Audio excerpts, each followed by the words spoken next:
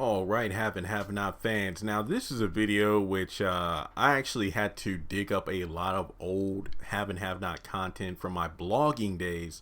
Not so much the video days, because I really feel like during my first couple years as a theorist, if you will, I came up with some very off the wall have and have not theories. You know what? I want to be upfront. The one about Catherine Cryer dreaming everything, it hasn't been debunked. I haven't been proven wrong, so I'm not going to include it on the list. But I thought that, this would definitely show more of a human side of myself aside from just showing myself on the screen, because people think of me as like a have and have not encyclopedia, and I know a lot of stuff, but I don't know everything. Sometimes I do mess up on videos, or I might say somebody's wrong name, because I'm only human. Like, I don't know every single detail of the haves and the have not. I mean, maybe Chandler does, and maybe I told that guy he should definitely come off a YouTube channel. Good stuff. But I want to talk about 5 times that I was wrong about the haves and the have nots. And if you don't know, before YouTube, I was on WordPress, have a blog, and it was like literally have and have not books. Like, I would write these long theories, and I'm actually going to try to get the links to each individual article and put it in the description below. Like, I'll say, like, here's a theory that I was wrong, and then here's a link where you can read it. And not to toot my own horn, because I'm the kind of person where I don't like to look at my old work. I always try to move forward. But I went back and reread a couple of my blogs from back in the day, and I'm like, damn, I was really good. Now, I'm just saying, if you haven't done so already, at least read one of the 5 blogs I want to include in the bottom below, because I feel like they definitely warrant, at least one read, because I want to get your feedback. But basically, in no particular order, I'm going to talk about 5 times I was wrong. Now, number 1, we're going to talk about Erika and Oscar, when Erika and Oscar first were introduced into the series, which I believe was in season 3. It really happened after the death of Amanda. This was when Erika was introduced as a young lady who had a car that she wanted towed after finding out her boyfriend or fiance was already married with somebody else and had kids. Basically had a secret family or a secret life behind her back. Ironically enough, this happened around the same time that we first had Oscar sitting in the bar of the Sarandon Hotel eyeballing Candace each time they interacted. And it was kind of awkward when he would approach her and she would blow him off, and then it turns out he wanted sex. And during this time, the fact that those two almost were parallel to each other in the episodes, both new characters who you didn't know much about, the fact that this white dude seems to be into African-American women, it seemed obvious to me that Oscar was the guy that Erika was once with, but then decided to get rid of the car that he gave her as a gift. But then we found out later on this was all staged by Candace, because she bought the car for Hannah, knowing she would never take it from her directly, because Hannah would just assume that Candace got the money through ill-gotten gains, which we knew was the truth. So that was my first big theory that I'm like, oh my god, I was so wrong, that Erika and Oscar were never together, which is ironic because those two actually did meet up later on, with Erika trying to hit on Oscar when he was on a date with another woman, which is kind of like a parallel to Oscar, trying to hit on Candace while Landon was with her. But we know that Landon was gay, but it was more like, hey, I don't care that you're sitting here with somebody of the opposite gender. I want to make my move on you.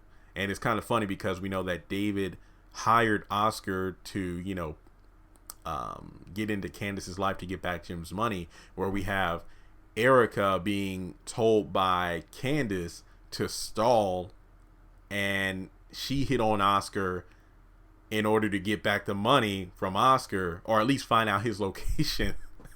So Candace can get back her money from Oscar that she took. It's really complicated when you say it that way, but it does go to how Tyler Perry wrote this series. So all these crazy story threads all wind together. So that was the number 1. Number 2, honestly, I don't think this has ever been debunked, but I don't think it's very likely. I talked about Mama Rose being Jim Cryer's mother, just because of the way those two interacted during season 2. It really did seem like a mother-son kind of relationship. And not to mention, that Jim was from the other side of the tracks that Catherine Cryer was from. And it is pretty interesting how that dynamic would work, because think about the fact that Mama Rose, it would have been smart for Jim to eventually become a lawyer and work in this court of law. That way he can get his family off, of crimes, and then at the same time get favors from the family. Again, it hasn't been verbally stated, at least in my mind. Maybe it happened in the episode that I missed, but even if Jim is Mama Rose's son, I don't think he can get unlimited favors, given the fact that, even Mitch, being the grandson of Mama Rose, comes to the point where he only really asks for favors or interacts with the Malones on a quote-unquote family basis if he needs something done. But even he doesn't abuse it. I mean, he even talked about, when Benny talked about, hey, why don't you ask your family for the money to buy back the tow yard? No, that money got blood all over it. And also the fact where, Uncle Vinny was talking with his nephew, Mitch, the only way that Benny was able to get the deal for the $45,000 was by cashing in the favor that Mama Rose or the Malone family owed to Candace. So really, I feel like, even if Jim was Mama Rose's son, it's not like he can always call mom whenever he needs something done. So given the fact that it seems like Mama Rose is definitely more of an antagonist to the Criers, well, Jim this season, I don't think that those two are mother and son. So that's number 2 in my theory that was debunked. Let's see what else we have here. Oh yeah, this is a fun one, and another Erika one. When Erika was first introduced, I thought that it might have been possible that Erika was the daughter of Jennifer Salison by Jim Crier. I thought that, Jim and Jennifer, I believe one time during season 2, after Wyatt got arrested, Catherine asked, oh, great, Jim, what did you do to piss her off in the past? Oh, I slept with her and I never called back. And he's like, you ass. So I'm thinking that maybe, it would have been interesting if those two had an affair in the past. And just like with Carlos and Jimmy, little Jimmy, the 2 sons that Jim has by Celine, that maybe Jennifer has a thorn in her side with Jim because she had a child that Jim didn't know about. And, given the fact that Erika does have a similar complexion to Jennifer, and very beautiful young woman, I didn't think it would have been out of the realm of impossibility that Erika was the daughter of Jennifer by either Jim, and I even fancied the idea that it could have been David Harrington that might have been her father as well, because you could sense that there was something between Jennifer and David in the past, and then later on we found out that there was, but it looked more like Jennifer was coming on to David while David was with Veronica back in the day, but he was loyal to a fault according to Jennifer. So that was another theory that was debunked, that Erika was the daughter of Jennifer by either, Jim or David, which would explain why those two have bad blood between each other. So let's see here. Here's another one. When Landon and Maggie were first introduced, and then it became established that Maggie had a thing for David, Veronica was the one that first sniffed this out, saying that woman is in love with you. I mean, she loves you. I'm just like, what are you talking about, Veronica?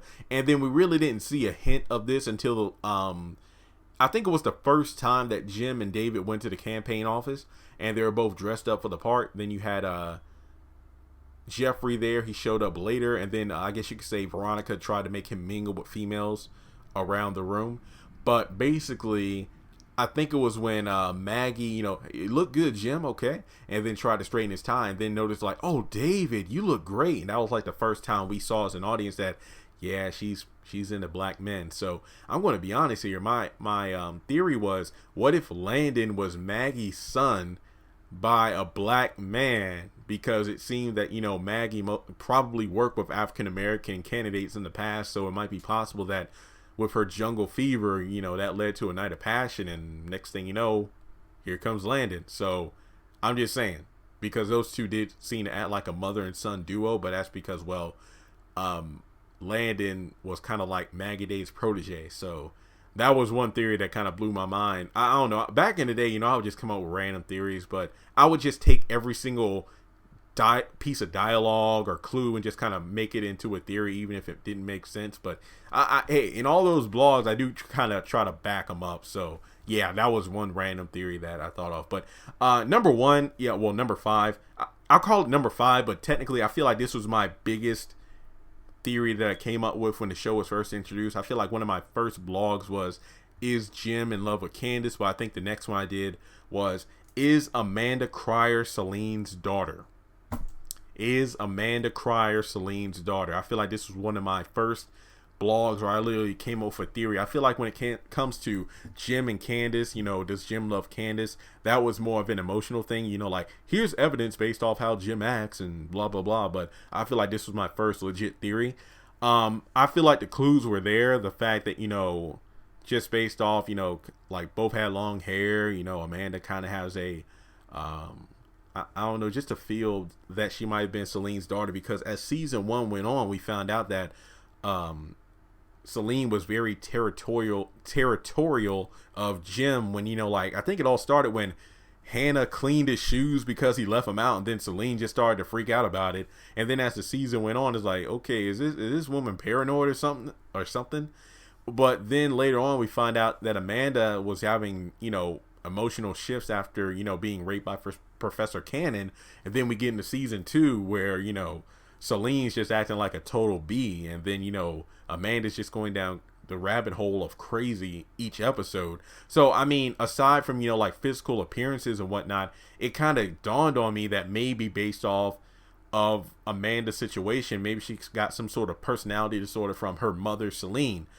But that turned out not to be the case. I mean, honestly, given the fact that Celine kept asking for money from Jim, it kind of dawned on me that, well, maybe that's child support. But then that doesn't make sense because Amanda lives with her parents. Well, she's in college. And then I also thought about the fact that that could explain why Catherine is so hard on Amanda, trying to mold her into a crier when she really isn't. I don't know. It just seemed interesting to me. But overall, guys, I just wanted to show you all that I'm not perfect. Every theory I come up with is not 100% accurate. I feel like as the show went on, I've gotten better at predicting things.